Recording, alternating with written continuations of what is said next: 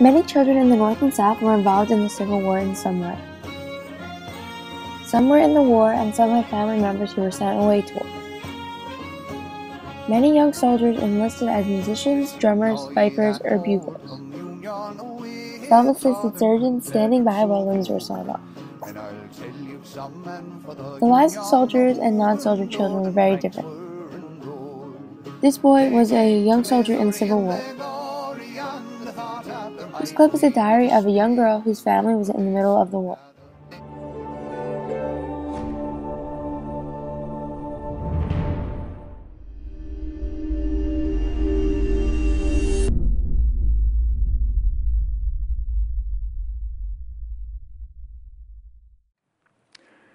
There was a 20-year-old girl named Josie Underwood from Bowling Green who kept a diary.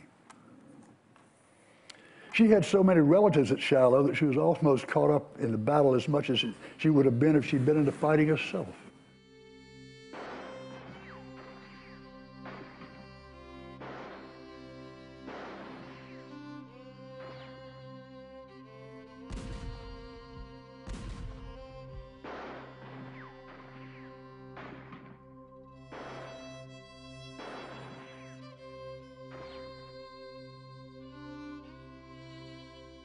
"600,000 soldiers on both sides were killed during the Civil War, which would translate today, with today's population, to 10 million dead and probably 60 million wounded casualties.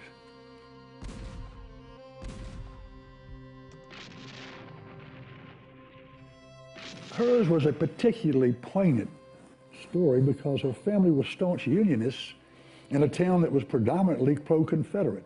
Friendships were shattered, and when the rebel army came through, her family's magnificent home was burned to the ground. But saddest of all, she fell in love with a handsome and wealthy lawyer in Memphis, and the story of their courtship is moving. He joined the Confederacy while she remained a staunch Unionist, and the passages in her diary in which she confronts the conflicting patriotic differences are almost heartbreaking.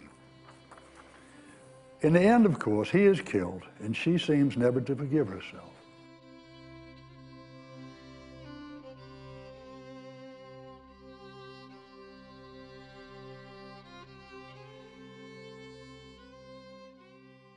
This was the kind of war that was being waged, not only occasionally brother against brother or friend against friend, but lovers against lovers. The war touched every home, but the human suffering caused by the war, such as Josie Underwood's, remains incalculable. Since most battles were fought in the South, the children there endured more misery. No child was safe. Bullets flew all around them, and their homes were turned into hospitals. The children, being more vulnerable, were quicker to obtain diseases and were suffering of starvation. Although for many Southern African American children this war meant freedom, many slaves, once the war had began slipping through Union lines. Food was scarce and diseases were spread quickly amongst emancipated slaves. Some whites set up schools to teach emancipated black children how to read and write. Just as whites, the young African American boys would join the war and fight for the Union.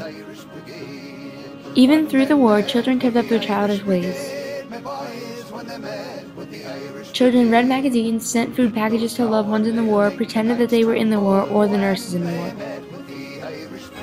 For soldiers in the war, Christmas was a very sad time where all the spirit they got from the season came from a small tree outside their tents. Southern children were told by their parents that Santa may not be able to make it to their homes because of the war.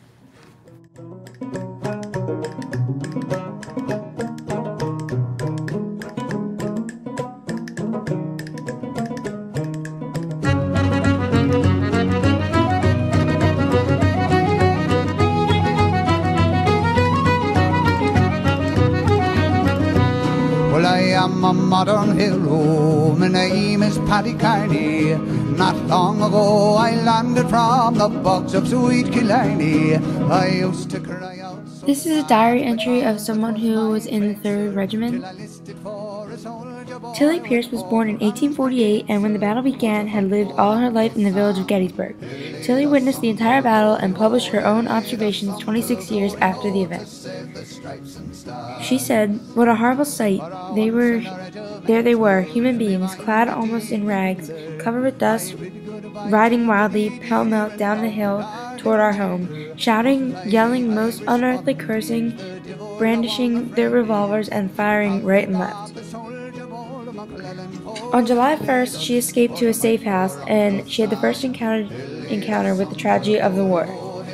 As the sounds of battle increased and the fighting nears her home, Tilly joins a neighbor, and she and her children flee to her father's house, 3 miles south of town, near Round Top. She said, "It was not long after our arrival until the Union artillery came hurrying by. It was indeed a thrilling sight. How the men impelled their horses, how the officers urged the men as they all flew past towards the sound of the battle. Now the road is getting all cut up. They take to the fields, and in all anxious, eager hurry.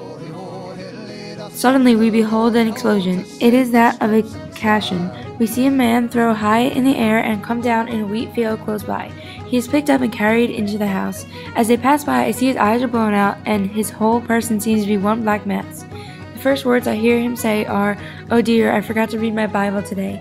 What will my poor wife and children say?'" On July 2nd, Tilly witnessed something she would always remember.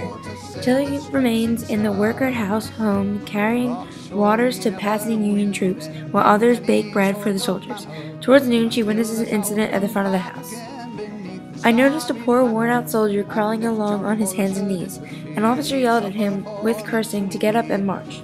The poor fellow said he could not, whereupon the officer, raising his sword, struck him down 3 or 4 times. The officer passed on, little caring what he had done. Some of his comrades at once picked up the prostrate form and carried the unfortunate man into the house. After several hours of hard work, the sufferer was brought back to conscience. He seemed quite a young man and was suffering from sunstroke received on the forced march. When the war ended, many soldiers returned home safely. Almost every child lost a relative in the war. Many young African Americans enjoyed freedom for the first time.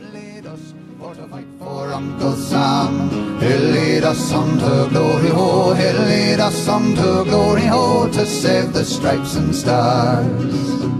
We soon got into battle, only he made a charge of bayonets. The rebel blackguards soon gave way, they fell as thick as peanuts. Och, on the slaughter that we made, with that it was delighting. For the Irish lads in action are the devil's boys for fighting.